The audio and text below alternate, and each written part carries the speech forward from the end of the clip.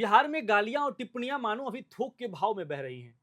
अभी कुछ दिन पहले की बात है, पीएम मोदी की मां को गाली दी गई और फिर बिहार बंद के नाम पर सड़कों पर बखेड़ा हुआ। फिर किसी ने बिहार की तुलना बीड़ी से कर दी, फिर बखेड़ा हुआ।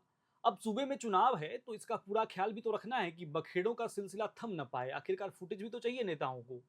तो अब बखेड़ों का सिलसिला न थमने देने के प्रयास में इस बार निशाने पर लिया गया है बिहार के पूर्व डिप्टी सीएम तेजस्वी यादव की पत्नी को।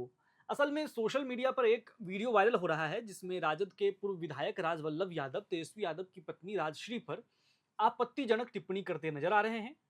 आरजेडी के पूर्व विधायक को यह कहते सुना जा सकता है कि तेजस्वी यादव बिहार के यादवों का वोट तो लेते हैं, लेकिन उन्हें इस समाज की कोई लड़की अपनी पत्नी बनाने के लायक नहीं लगी। शायद उन्हें कोई जर्सी गाय चाहिए थी। राजवल्लभ आरजेडी से पहले विधायक रहे हैं और अभी हाल फिलहाल में पॉक्सो मामले में पटना हाई कोर्ट के आदेश के बाद बरी हुए हैं। अब पॉक्सो क्या होता है ये बताने की जरूरत तो है नहीं, लेकिन अब गाली का इस मामले से कोई संबंध नहीं है तो जाने दीजिए। हम बस आपको जानकारी के लिए बता रहे थे ताकि आप नेताजी का बैकग्राउंड समझ सकें।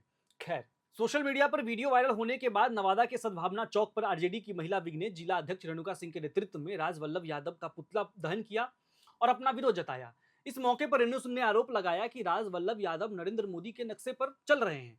उनकी पत्नी विभा देवी, जो वर्तमान में नवादा से विधायक हैं, उन्हें भी पिछले दिनों प्रधानमंत्री के गया जी में हुई रैली के दौरान देखा गया था। सवाल अब ये खड़ा होता है कि ये सब कुछ पीएम मोदी के नामों से क्यों जोड़ा जा रहा है। जानकारों का मानना है कि इसके पीछे दो कारण है। पहला कारण है मोदी के मां को गाली पर हुई विवाद का काउंटर अटैक, क्योंकि मोदी की मां को गाली पर पूरा विपक्ष बैकफुट पर दिखा। चीन से लौटे अगले ही दिन पीएम मोदी ने जनता को संबोधित करते हुए कहा था कि ये सिर्फ मेरी मां को गाली नहीं है, बल्कि पूरे देश के सभी माओ और बहनों को गाली दी गई है। पीएम के संबोधन के बाद अगले ही दिन एनडीए गठबंधन ने बिहार बंद भी बुलाया, जिसमें जमकर हंगामा हुआ, लेकिन विपक्ष उसे उस प्रकार नहीं भुना पाया जिससे उसे चुनाव के दौरान फायदा मिले।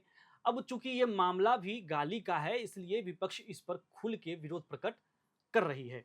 दूसरा कारण है कि पीएम मोदी का एक पुराना बयान, जब उन्होंने यूपीए के अध्यक्ष सोनिया गांधी को जर्सी गाय कहकर बुला दिया था, तब भी पीएम के बयान को लेकर बहुत हंगामा हुआ था।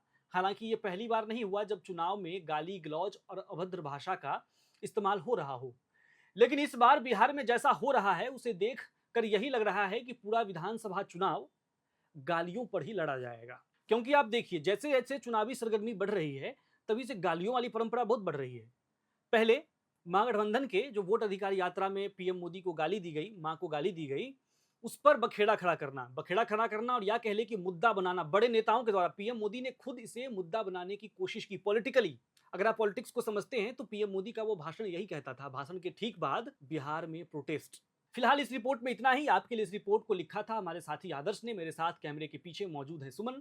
मैं आशित, मिलूंगा आपको अगले वीडियो में। तब तक देखते रहिए एयर नाउ।